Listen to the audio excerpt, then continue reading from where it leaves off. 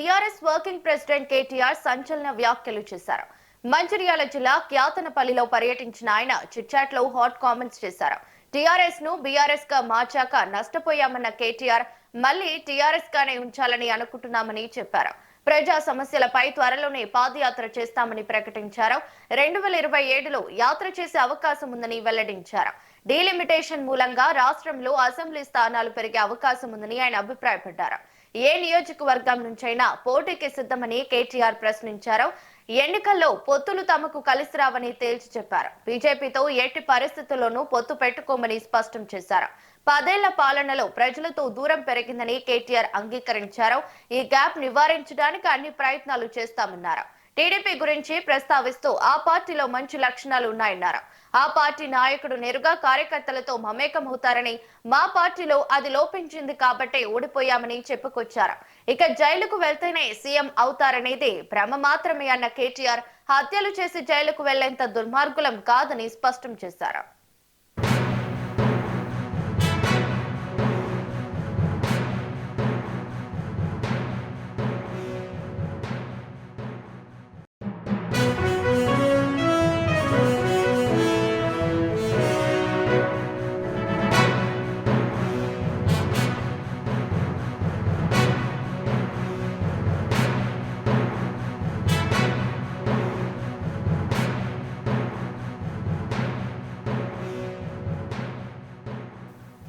BRS working president KTR సంచలన వ్యాఖ్యలు చేశారు. మంచిర్యాల జిల్లా క్యాతనపల్లిలో పర్యటించిన ఆయన చిట్చాట్ లో హాట్ కామెంట్స్ చేశారు. టీఆర్ఎస్ ను బీఆర్ఎస్ గా మార్చాక నష్టపోయామన్న కేటీఆర్ మళ్లీ టీఆర్ఎస్ గానే ఉంచాలని అనుకుంటున్నామని చెప్పారు. ప్రజా సమస్యలపై త్వరలోనే పాదయాత్ర చేస్తానని ప్రకటించారు. 2027లో యాత్ర చేసే అవకాశం ఉందని వెల్లడించారు. డీలిమిటేషన్ మూలంగా రాష్ట్రంలో అసెంబ్లీ స్థానాలు పెరిగే అవకాశం ఉందని ఆయన అభిప్రాయపడ్డారు. ఏ నియోజకవర్గం నుంచైనా పోటీకి సిద్ధమని కేటీఆర్ ప్రకటించారు. ఎన్నికల్లో పొత్తులు తమకు కలిసి రావని తేల్చి చెప్పారు. బీజేపీతో ఎట్టి పరిస్థితుల్లోనూ పొత్తు పెట్టుకోమని స్పష్టం చేశారు. 10 ఏళ్ల పాలనలో ప్రజలతో దూరం పెరిగిందని కేటీఆర్ అంగీకరించారు. ఈ గ్యాప్ నివారించడానికి అన్ని ప్రయత్నాలు చేస్తామన్నారు. టీడీపీ గురించి ప్రస్తావిస్తూ ఆ పార్టీలో మంచి లక్షణాలు ఉన్నాయని, ఆ పార్టీ నాయకుడు నేరుగా కార్యకర్తలతో మమేకమవుతారని, మా పార్టీలో అది లోపించింది కాబట్టే ఓడిపోయామని చెప్పుకొచ్చారు.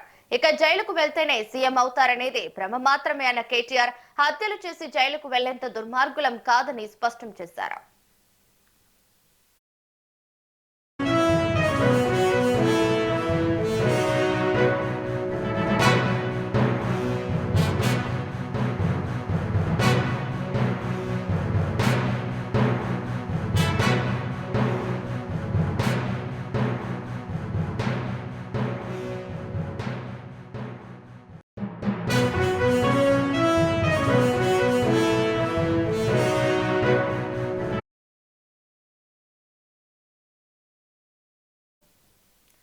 ప్రపంచ క్వాంటమ్ డే పురస్కరించుకుని దేశ చరిత్రలో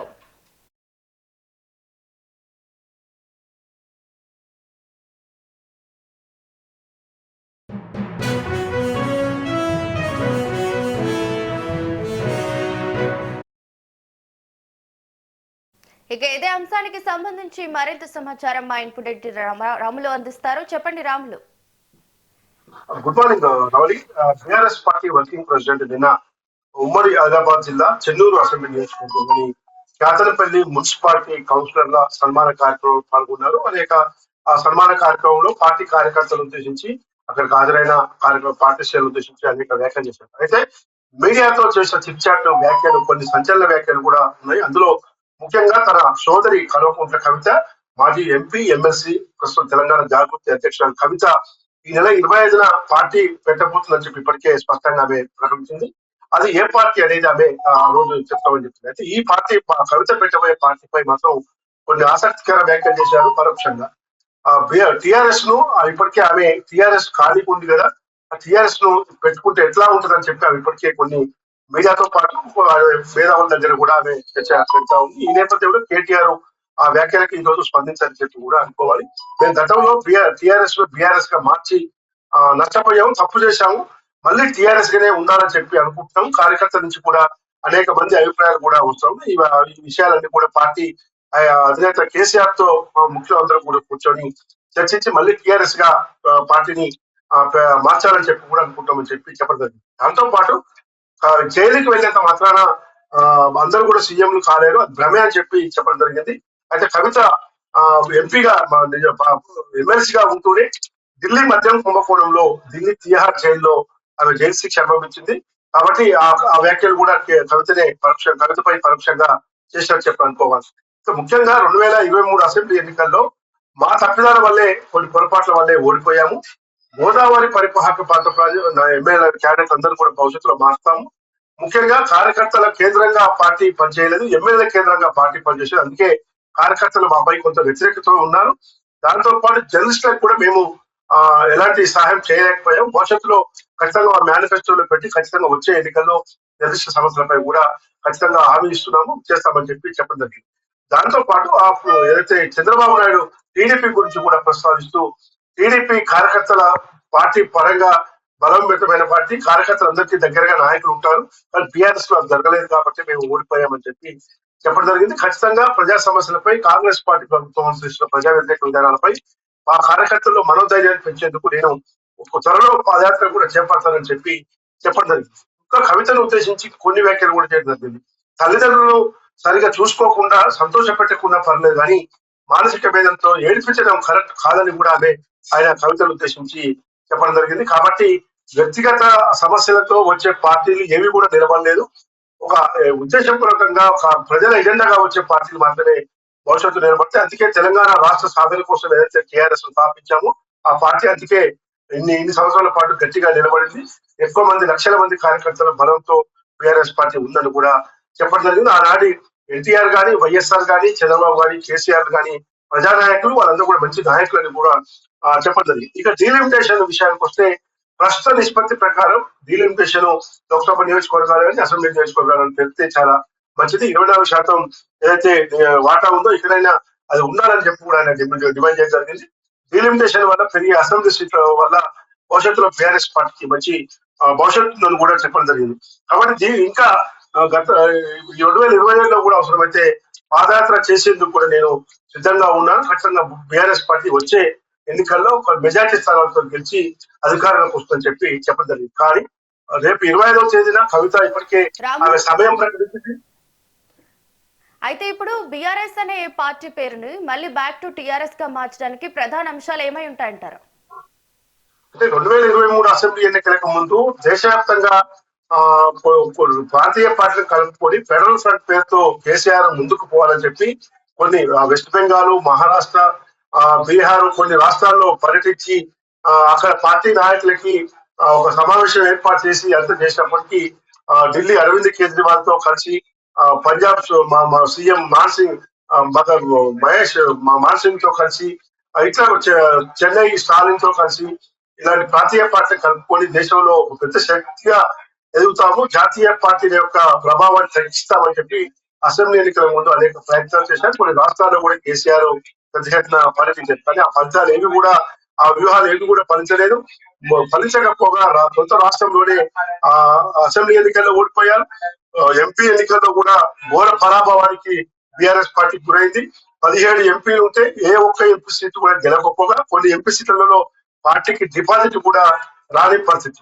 88 సీట్లతో 2018 ఎన్నికల్లో గెలిచి అధికారంలోకి వచ్చిన బీఆర్ఎస్ పార్టీ మొన్న 2023 అసెంబ్లీ ఎన్నికల్లో కేవలం 39 సీట్లతోనే సరిపెట్టుకొని ప్రధాన ప్రతిపక్ష పార్టీగా నిలబడాల్సి వచ్చింది. కాబట్టి 10 ఏళ్ల పాటు రాష్ట్రంలో అధికారాన్ని పాలించిన బీఆర్ఎస్, అంతకు ముందు తెలంగాణ ఉద్యమం కోసం పనిచేసిన టీఆర్ఎస్, ఈ అన్ని ఒడిదొడుకులు ఉన్నప్పటికీ కూడా 2023 అసెంబ్లీ ఎన్నికల్లో ఘోరంగా ఓడిపోయిందని చెప్పారు. దీంతో ఆ వరుసగా జరిగిన అనేక ఎన్నికల్లో కూడా బీఆర్ఎస్ పార్టీ ఓడిపోవడం చూస్తా ఉన్నాం. కాబట్టి ఇప్పుడు టీఆర్ఎస్ పార్టీకి మళ్ళీ ప్రజల ముందుకు వెళ్తే బాగుండనేది బీఆర్ఎస్ పార్టీ పెట్టినప్పుడే చాలా మంది వ్యతిరేకించినప్పటికీ కూడా ఏకపక్ష నిర్ణయాలతో పార్టీలో అంతర్గత ప్రజాస్వామ్యం లేకపోవడంతో ఏకపక్ష నిర్ణయాలతోనే బీఆర్ఎస్ పార్టీకి వెళ్ళామని చెప్పి పార్టీలో తెచ్చడం జరిగింది. కాబట్టి మళ్ళీ టీఆర్ఎస్ పెడితేనే పార్టీకి భవిష్యత్తు అన్న అభిప్రాయం మాత్రం కేసీఆర్, కేటీఆర్, హరీష్ రావుతో పాటు మిగతా అందరూ కూడా అదే అభిప్రాయం కలుగుతుంది. కాబట్టి టీఆర్ఎస్ ను తెలంగాణ రాష్ట్ర సమితి పేరుతోటో, తెలంగాణ రాజ్య సమితి పేరుతోటో,